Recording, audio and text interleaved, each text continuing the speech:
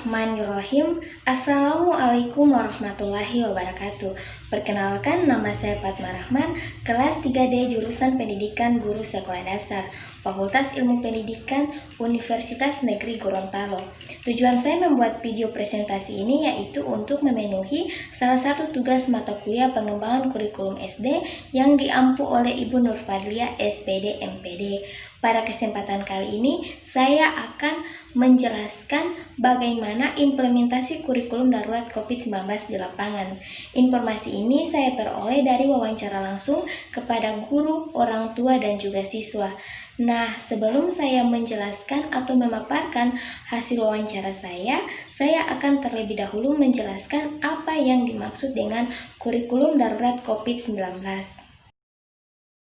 Kurikulum darurat adalah salah satu pilihan yang bisa diambil satuan pendidikan yang melakukan pembelajaran jarak jauh atau PJJ. Kurikulum darurat diciptakan untuk penyederhanaan kompetensi dasar selama pembelajaran jarak jauh. Penyederhanaan ini akan mengurangi kompetensi dasar untuk setiap mata pelajaran, sehingga peserta didik akan fokus kepada kompetensi yang esensial dan kompetensi yang menjadi prasyarat untuk kelanjutan pembelajaran ke tingkat selanjutnya. Kurikulum darurat dikeluarkan oleh Kementerian Pendidikan dan Kebudayaan atau Kemendikbud untuk penyesuaian kebijakan pembelajaran di masa pandemi COVID-19. Dalam hal ini, ada dua hal yang akan dilakukan pemerintah, yaitu perluasan pembelajaran tatap muka untuk zona kuning dan menerapkan kurikulum darurat dalam kondisi khusus. Ada 3 opsi yang dipilih oleh sekolah, yaitu tetap mengacu pada kurikulum nasional, kemudian menggunakan kurikulum khusus, dan yang ketiga melakukan penyederhanaan kurikulum secara mandiri. Ada beberapa prinsip implementasi kurikulum darurat COVID-19, yaitu melalui prinsip pelangi, yaitu ada program evaluasi learning assessment non-diskriminatif, going to find, dan interaktif. Dampak diterapkannya kurikulum darurat ada 2, yang pertama dampak positif dan yang kedua dampak negatif. Dampak positif bagi guru yang pertama, tersedianya acuan kurikulum yang sederhana, dan yang kedua berkurangnya beban mengajar. Bagi orang tua, mempermudah pendampingan pembelajaran di rumah, dan kesejahteraan psikososial orang tua meningkat. Bagi siswa itu sendiri, kesejahteraan psikososial siswa meningkat dan tidak dibebani tuntutan untuk menuntaskan sebuah capaian kurikulum. Kemudian dampak negatif bagi guru itu sendiri yaitu mengalami kesulitan mengelola pembelajaran jarak jauh atau PJJ. Bagi orang tua, tidak semua orang tua dapat menampingi anak belajar di rumah dan mengalami kesulitan dalam memahami dan memotivasi anak dalam belajar. Bagi anak sendiri mengalami kesulitan konsentrasi belajar dari rumah dan banyaknya tugas yang diberikan oleh guru. Nah, selanjutnya saya akan memaparkan hasil wawancara saya terhadap guru, orang tua, dan juga siswa. Yang pertama terhadap guru. Di sini saya melakukan wawancara kepada salah seorang guru kelas 5 di SDN 1 Paguyaman Pantai, yaitu Bapak Guntur Glopi, SPD. Di sini saya memberikan beberapa pertanyaan kepada Bapak. Yang pertama itu, sejauh mana penerapan kurikulum di masa pandemi di SDN 1 Paguyaman Pantai? Beliau mengungkapkan untuk pelaksanaan kurikulum masa pandemi ini mengacu pada hasil dari kesepakatan bersama, terutama KKG. Jadi kita mengacu pada pembelajaran ada yang di luar jaringan, karena rata-rata di Paguyaman Pantai ini jaringannya tidak ada. Jadi di SDN 1 Paguyaman Pantai mengadakan pembelajaran di luar jaringan, yaitu dengan cara berkunjung ke rumah siswa atau luring. Kemudian pertanyaan kedua, apakah di SDN 1 Paguyaman Pantai menerapkan PJJ atau tatap muka? Yaitu kalau untuk sekarang 1 bulan terakhir ini sudah melaksanakan tatap muka, itu pun masih dengan sistem 2 model pembelajaran atau sistem ganjil genap. Maksudnya jika jumlah siswa sudah 30 orang, maka dibagi menjadi 2 shift, yaitu shift pertama 15 orang dan shift kedua 15 orang juga. Namun apabila jumlah siswa hanya 18 orang, maka menggunakan 1 shift karena masih memenuhi standar protokol kesehatan COVID-19. Pertanyaan ketiga yaitu, menurut Bapak sebagai seorang pengajar atau pendidik, apakah penerapan kurikulum di masa COVID bisa dilaksanakan sebagaimana mestinya?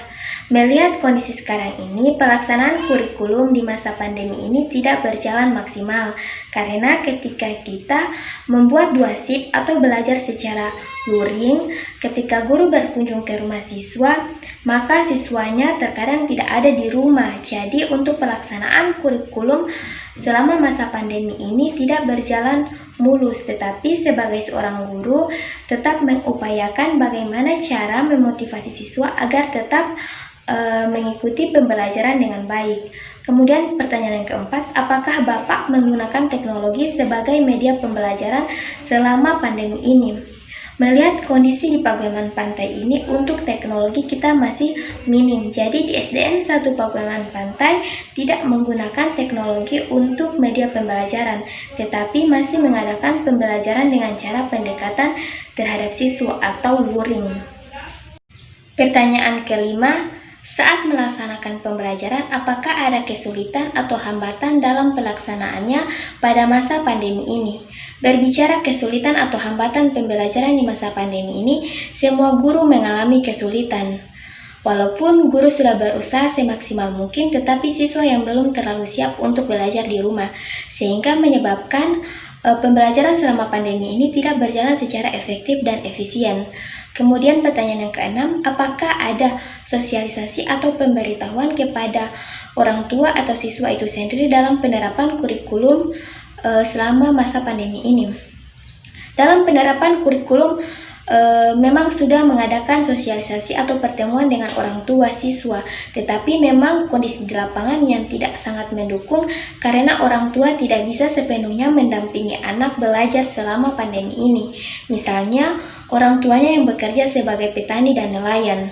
Kemudian pertanyaan ketujuh, apakah pelaksanaan PJJ tingkatan SD sudah sesuai dengan kriteria anak-anak di SDN 1 Pakualaman Pantai? Jika berbicara tentang PJJ, pembelajaran jarak jauh, ini membutuhkan jaringan, tetapi di SDN 1 Pakualaman Pantai jika dipersenkan, siswa yang memiliki HP Android itu hanya 5%. Jadi pelaksanaan PJJ ini tidak memenuhi atau tidak sesuai dengan kriteria anak-anak di SDN 1 Pakualaman Pantai. Kemudian pertanyaan yang terakhir itu, bagaimana cara Bapak menilai proses pembelajaran selama masa pandemi ini? Dengan cara memberikan tugas dengan waktu tertentu. Siapa siswa yang memasukkan tugas pada waktu yang tepat dan jawabannya benar, maka nilainya baik. Dan untuk siswa yang memasukkan tugas terlambat, maka ada penilaian tersendiri. Yang kedua yaitu hasil wawancara saya terhadap orang tua.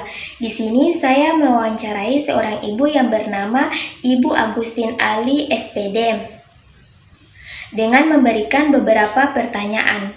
Pertanyaan pertama, apakah pembelajaran di masa pandemi ini tergolong lancar, efektif, dan kondusif? Beliau mengungkapkan pembelajaran di masa pandemi ini tidak berjalan secara lancar dan tidak efektif. Pertanyaan kedua, menurut Ibu sebaiknya anak melakukan pembelajaran tatap muka atau PJJ?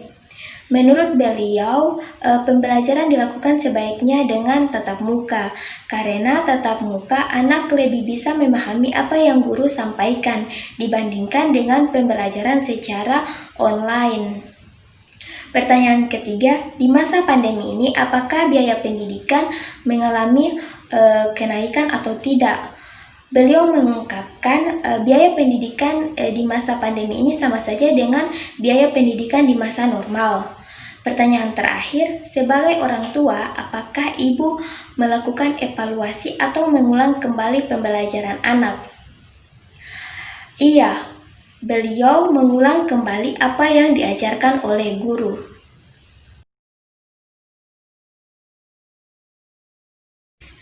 Yang ketiga yaitu hasil wawancara saya terhadap siswa. Di sini saya mewawancarai dua orang siswa yaitu Putri Adam dan Ain Habibullah.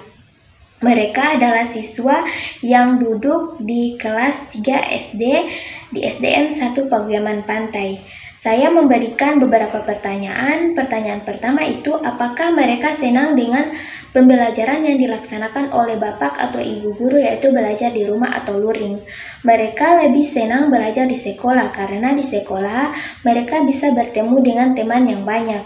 Pertanyaan kedua, apakah adik sudah bisa menggunakan handphone dalam melakukan pembelajaran?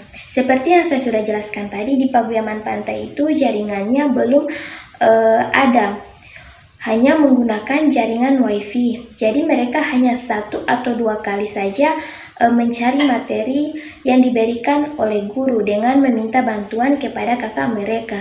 Pertanyaan ketiga, apakah pembelajaran dilaksanakan di rumah dengan membentuk kelompok setiap rumah?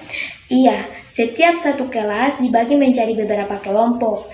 Dalam satu kelompok itu terdiri dari 6 orang siswa dan didampingi oleh seorang guru. Pertanyaan keempat, apakah ada kesulitan yang dihadapi dalam pembelajaran jarak jauh ini? Mereka merasa belajar di rumah atau luring itu tidak efektif atau tidak sama dengan di sekolah. Mereka merasa kurang paham dengan penjelasan yang diberikan oleh guru karena kurangnya dukungan dari media pembelajaran seperti di sekolah, sehingga menyebabkan mereka cepat bosan. Kemudian pertanyaan kelima, apakah adik menggunakan masker, jaga jarak, dan cuci tangan selama pembelajaran masa pandemi ini?